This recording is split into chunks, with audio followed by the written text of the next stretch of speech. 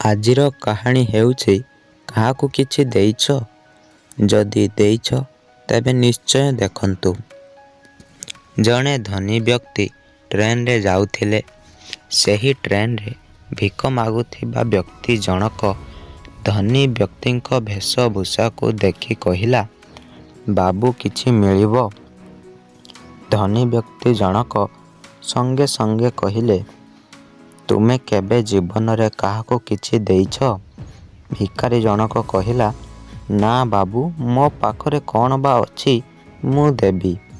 ଧନୀ ବ୍ୟକ୍ତି ଜଣକ କହିଲେ, ତୁମେ ଯଦି କାହାକୁ କିଛି ଦେଇନାହଁ ତେବେ ମୁଁ କାହିଁକି ତୁମକୁ ଦେବି?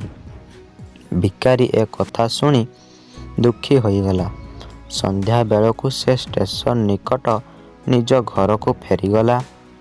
ରାତିରେ ଶୋଇବାକୁ ଚେଷ୍ଟା କଲା, କିନ୍ତୁ ନିଦ ହେଲା ନାହିଁ। ସକାଳୁ ଉଠି ଷ୍ଟେସନ ବାହାରକୁ ଗଲା। ଦେଖିଲା ବଗିଚାରେ ସୁନ୍ଦର ଫୁଲ ଫୁଟିଛି। କିଛି ଫୁଲ ତୋଳି ଆଣିଲା ଏବଂ ଯାତ୍ରୀମାନଙ୍କୁ ଦେଲା। ଫୁଲ ବଦଳରେ ଯିଏ ଯାହା ଦିଏ ତାକୁ ଆଦରରେ ମୁଣିରେ ରଖେ। ଯାତ୍ରୀମାନେ ବି ବହୁତ ଖୁସି ହୁଅନ୍ତି।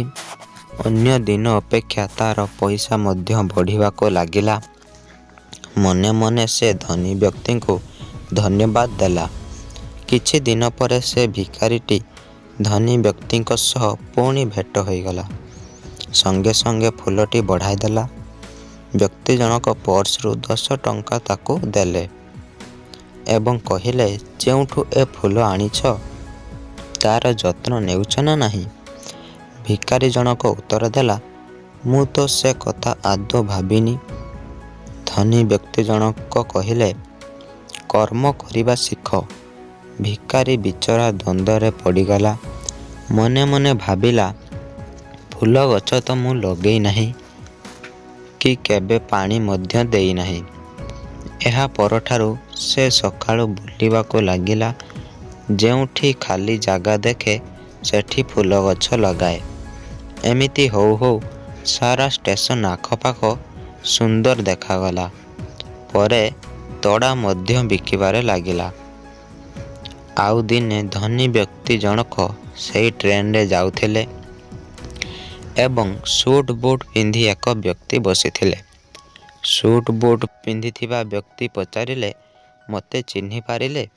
ଧନୀ ବ୍ୟକ୍ତି ଜଣକ କହିଲେ, ନା, କିନ୍ତୁ ମୁଁ ଆପଣଙ୍କ ସହ 3 ଥର ସାକ୍ଷାତ କଲିଣି। ଧନୀ ବ୍ୟକ୍ତି କହିଲେ, କାର୍ଯ୍ୟ ବ୍ୟସ୍ତତା ଯୋଗୁଁ ମନେ ନାହିଁ। କୁହନ୍ତୁ, କେମିତି ଜାଣିଲେ ମୋତେ? ସେ ବ୍ୟକ୍ତି ଜଣକ ଉତ୍ତର ଦେଲେ, ମୁଁ ହେଉଛି ସେଇ ଭିକାରୀ ଯାହାକୁ ଆପଣ କହିଥିଲେ ଜୀବନରେ କେବେ କାହାକୁ କିଛି ଦେଇଛ? ଆଚ୍ଛା, ତେବେ ଏ ପରିବର୍ତ୍ତନ କିପରି? ସେ ଉତ୍ତର ଦେଲା, ଆପଣ ହିଁ ତା ମୂଳ କାରଣ।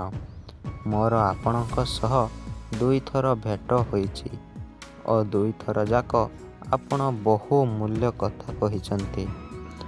ପ୍ରଥମ ହେଲା, ଅନ୍ୟକୁ ଦେବା ଶିଖ, ତେବେ ଭଗବାନ ତମକୁ ଦେବେ।